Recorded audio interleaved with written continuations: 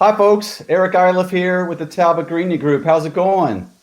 Good morning. Pam Dors here with the Talbot Greenya Group. I hope everybody's doing well this Saturday morning. Pam, you're awake. I'm sure you've been up early, though. You're a farmer. You have a big chunk of property, so I'm sure you've been up and at 'em since the wee hours. How's it going? Yeah, no, I haven't, but I'm supposed to Oh, maybe. okay. I call myself a contemporary farmer. My animals are aware of the fact that I'm not much of a morning person, but yes, a chunk of land I do have. Absolutely. Nice. Well, that should segue nicely into our topic today, which is purchasing land. Mm. And I have never purchased land other than a small quarter-acre lot to buy a townhome, or maybe actually not even a townhome. That would be a single-family home, of which I've had a few, but townhomes or even smaller spaces. And purchasing land contemplates many things. I did some research, and my only inquisition would be, why would you want to buy land if you weren't going to put it to use? I'm not sure it's an asset that, while it would grow over time financially for you, but to me, the value would really be into developing the land and or creating some value so that you can harness the long-term impact for the community and for yourself financially, potentially. You mentioned the farming aspect of it. Yeah, absolutely. So land it's an interesting acquisition, right? I mean, depending on the kind of land you're looking for, what you're looking for its uses, when you purchase it, obviously, I feel like it can create wealth through real estate, whether you develop it or not. Obviously, the quickest way to develop that wealth is to develop it. But, for example, if you were to buy a piece of land that is a beachfront on a body of water, whether it be a lake or a river or a bay or an ocean or what have you, there's only so much of that type of land available. So if you're able to buy in when it isn't as in such a high demand, you're in good shape, right? Because then in a short period of time, eventually there's no more. But the issue with buying land that I think people forget is you can't just buy a piece of land and say, oh, well, I'm just going to build a house on it and it's going to be done. There are so many steps involved. And just because it's a piece of land out there doesn't mean that you can put a well on it. Doesn't mean you have access. Doesn't mean that there's actually water down there. It doesn't mean that it's going to perk to get a septic. So have you done anything, or do you, is there a whole bunch of stuff that you have worked with related to that or anything? Or what are your thoughts on that part? Very little. I have a relative who's interested in helping, having some help from me to sell their land. It's been perked, but in my research, I've learned that the perk, if it is outdated, the county may not recognize it. So I would need to contact the county where they live in Virginia, Central Virginia, and be able to understand if that perk is still valid. And if not, then we'd have to have that retested or the process engaged again. So can you explain to everybody what a perk actually is? Because I don't think everybody listening would know exactly. I'm not perfectly suited to answer that, unfortunately. I believe it's to deal with the septic. They test soil. Exactly. Mm-hmm. Okay. And then the septic is given approval and or the results confirm that the septic can be finessed, if you will. Absolutely. So that segues us into what I feel is the most important part of buying a piece of land. The county, just because you buy a piece of land, even if it's way far out in some mountainous region where there's, more cows than people or something, or more deer than people, I guess, that doesn't mean that you can just throw up a house or a log cabin or even a hunting cabin and go about your day. There are important things to think about. And I think that's one of the things that people forget. And you've mentioned, I believe, the most important thing, which is perk. There's a land test that they do. It's a land study.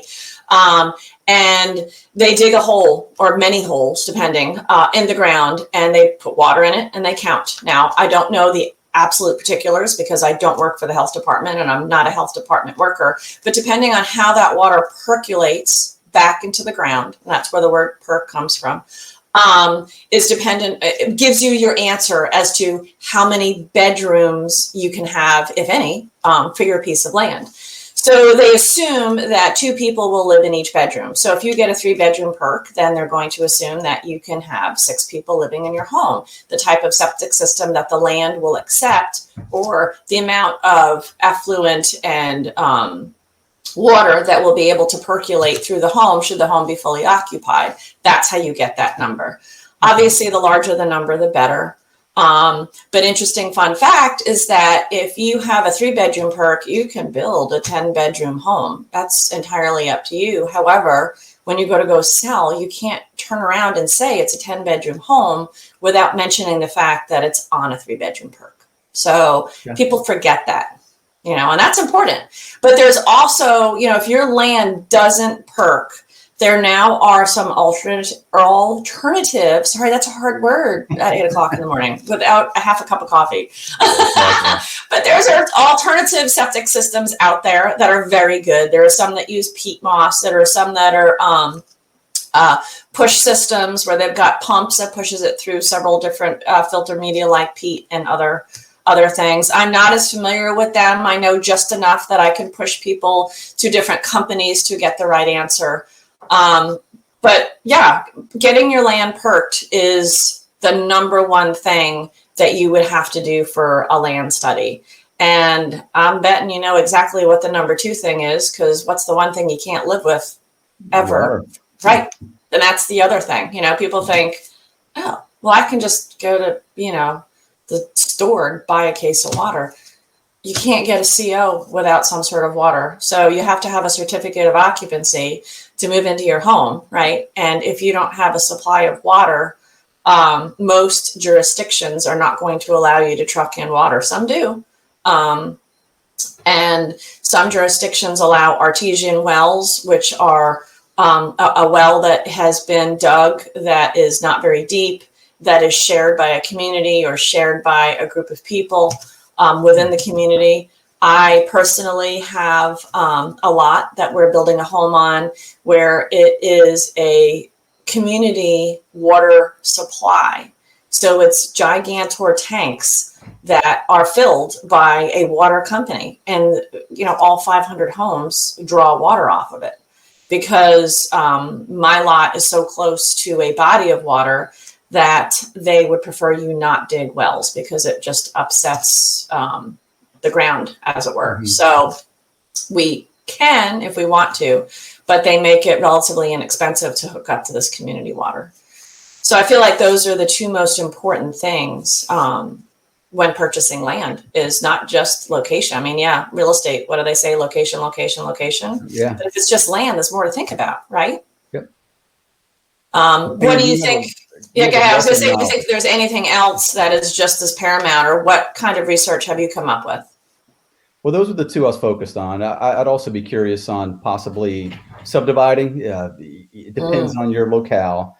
Somewhere remote, like I mentioned, my relative's property in the central part of the state, you could subdivide theoretically, and that's actually what they did. However, there's really no demand to purchase, land in the woods and build a home in the woods when there's really no nearby city. In their case, they're not too far outside of Fredericksburg, so that's probably okay. But if I was interested in buying land, I'd really be focused on the potential aspect of subdividing to build value, and potentially, it could be farming and or raising wildlife or whatever you want to call it, so that you can have fun and use the land to the extent that you want to. I know, so I live in Winchester, and as I've traveled to various properties, sometimes you see wildlife, peacocks, for example, running around on someone's property. It's very interesting, but people who have acreage can afford that because they have the ability due to the space that they've obtained. So it's interesting in that regard. One other thing I was interested from your experience, what about insurance? Is insurance much different than you would buy a regular home, or is there other factors there to consider? Well, you can get a lot insurance. I just have mine tagged on to my homeowner's insurance because there is no building on there, no infrastructure, no amenities, and they even consider a well and septic amenities. It is very limited as far as how much it costs. I mean, it's not very expensive at all. Okay. It's basically liability insurance should somebody happen across my property and trip and fall or what have you. But and that is a very important aspect, myself included. When I first bought my lot, I didn't even think about getting insurance on it because I thought, why? But I have nothing to worry about insuring. But I had not really thought through the whole process of the liability that may come with somebody marching across my land, because you think to yourself, well, why would somebody be walking across my lot? It's my lot. That's trespassing. How could I get in trouble for that? Well, because you can. So insurance is a very, very, very important thing to think about when you have a piece of raw land. And the other thing that you mentioned that I think is also very important is, you talked about having a larger tract. So I don't really know anything about subdividing to turn it into anything other than one house. That's not my gig. I don't know how that even works, other than the fact that it's a long process that you have to deal with permits in your county. But when you mention, having animals, whether it be peacocks or horses or cows or llamas or sheep or even you said wildlife, raising wildlife. So there are government programs that you can get for tracts of land that help you with your tax base. So there are things for land use, and you can do everything from forestry to animals. You can lease your land to make hay. You can lease your land to somebody else to graze their animals on it. So there's also government programs that can be very beneficial when it comes to your taxes. Basically, it's a deferral because as long as it takes you 5 years to develop into a land use program, and then you must keep it in land use. And if you fall out of land use, you have to pay 5 years back taxes. When you sell it, the person who buys it has a period of time to keep it in land use. Otherwise, they have to pay the 5 years back taxes. So there are definitely incentives to having larger pieces of land for farms or agricultural use or forestry use or wildlife development. And there's also programs through nonprofits too, like Ducks Unlimited, the Chesapeake Bay Foundation. So if you have water on your land, and I don't mean in front of the Chesapeake Bay, I mean if you have a wet weather stream or you have a creek or you have something that flows through your property or a pond or something like that, that's spring fed, or even a spring house. There are or there used to be, I haven't looked into it in quite some time, but there have always been nonprofit organizations that will help with a cost share program for you to help to develop the property properly so that it's a good nesting area, or it's a good place for deer to raise their young, or, turkeys to roam, or that kind of thing. Right. So there's a lot that goes into what you're going to do with your land. I mean, you can have just a good warm fuzzy, which is keeping it vacant, or like you said, it's something for an investment purpose. There you go. Yeah. Wow, Pam, you have a lot of knowledge. So thank you for helping our audience understand the value of purchasing land. I'm sure there are many other factors, but the ones that you've communicated have really helped inform me. So I appreciate your guidance and your feedback here to our audience today. Anything else you want to close with? I don't think so. Other than the fact that here at the Talbot Greenya Group, we can help you with these purchases. We can help you buy, sell, or rent, and we can help you with the land purchase. We can help you with some of the information that we talked about, helping getting a land study, helping navigate the waters of these nonprofits and the government agencies. We are here for you. We are absolutely a full service real estate team. Great. Yeah. Hey, well, thanks for your knowledge and your wisdom here. Thanks, everybody, for listening today. My name's Eric Iliffe. Have a great weekend.